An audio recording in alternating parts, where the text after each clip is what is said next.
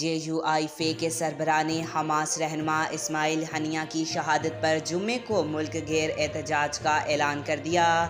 تفصیلات کے مطابق سربراہ JUIF مولانا فضل الرحمان نے حماس کے رہنما اسماعیل ہنیہ کی شہادت پر اظہار افسوس کرتے ہوئے کہا کہ شہادت سے فلسطین کی آزادی کی تحریک ختم نہیں ہوگی۔ فضل الرحمان کا کہنا تھا کہ حماس رہنما سے ملاقات ہوئی تو وہ شہادت کے جذبے سے سرشار تھے، ان کی اور ان کے خاندان کی قربانیاں رائیگاں نہیں جائیں گی۔ انہوں نے کہا کہ پارلیمنٹ KP اور بلوچستان اسمبلی میں ان کی خدمات کے اعتراف میں آج قراردادیں پیش کریں گے۔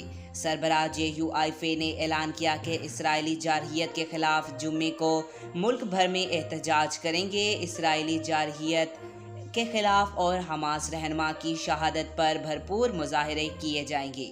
آج تک کے لیے اتنا ہی۔ مزید ایسی معلوماتی ویڈیو دیکھنے کے لیے ہمارے چینل کو سبسکرائب کریں۔